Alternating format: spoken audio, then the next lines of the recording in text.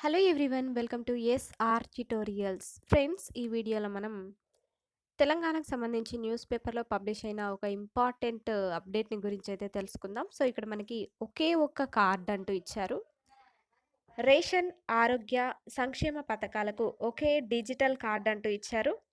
ప్రతి నియోజకవర్గంలో ఒక పట్టణ, ఒక గ్రామీణ ప్రాంతంలో పైలట్ ప్రాజెక్టు, ఇతర రాష్ట్రాల్లో అమల్లోని విధానాలపై అధ్యయనం.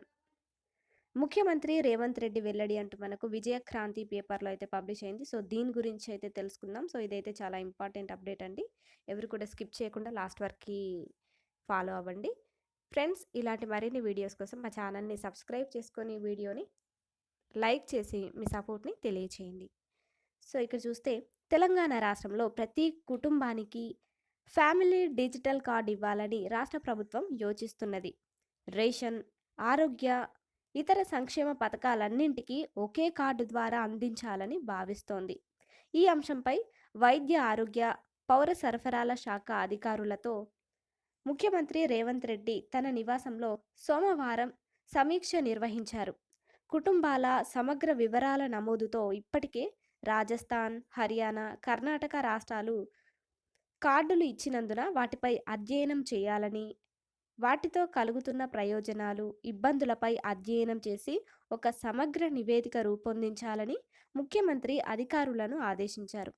తెలంగాణ వ్యాప్తంగా ప్రతి శాసనసభ నియోజకవర్గ పరిధిలో ఒక పట్టణ, ఒక గ్రామీణ ప్రాంతాన్ని ఎంపిక చేసుకొని పైలట్ ప్రాజెక్టు కింద ఈ ఫ్యామిలీ డిజిటల్ కార్డులకు సంబంధించి కార్యాచరణ ప్రారంభించాలని ముఖ్యమంత్రి సూచించారు. అర్హులందరికీ సంక్షేమ పథకాలు అందేలా ఫ్యామిలీ డిజిటల్ కార్డులు ఉండాలని, ఈ కార్డులతో లబ్ధిదారులు ఎక్కడైనా రేషన్, ఇంకా ఆరోగ్య సేవలు పొందేలా ఉండాలని ముఖ్యమంత్రి సూచించారు. ఈ ఫ్యామిలీ డిజిటల్ కార్డులో ప్రతి కుటుంబ సభ్యుని హెల్త్ ప్రొఫైల్ ఉండాలని, అది దీర్ఘకాలంలో వైద్య సేవలకు ఉపయోగపడుతుందని సీఎం అభిప్రాయపడ్డారు.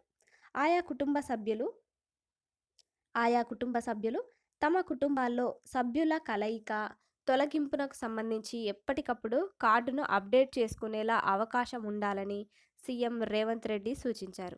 ఈ ఫ్యామిలీ డిజిటల్ కార్డుల వ్యవస్థ మానిటరింగ్కు జిల్లాల వారీగా వ్యవస్థలను ఏర్పాటు చేయాలని ముఖ్యమంత్రి ఆదేశించారు అంటూ ఇచ్చారు.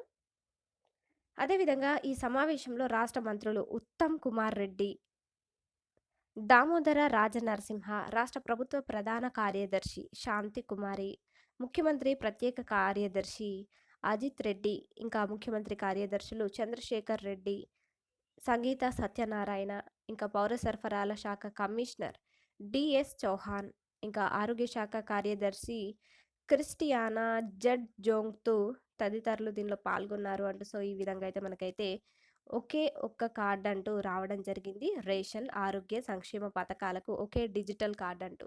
సో ఇలాంటి మరిన్ని అప్డేట్స్ కోసం మా ఛానల్ని తప్పకుండా లైక్ చేసి మీ సపోర్ట్ని తెలియచేయండి. అదేవిధంగా మీ అభిప్రాయాలను కామెంట్ల రూపంలో తప్పకుండా తెలియచేయండి. Thank you.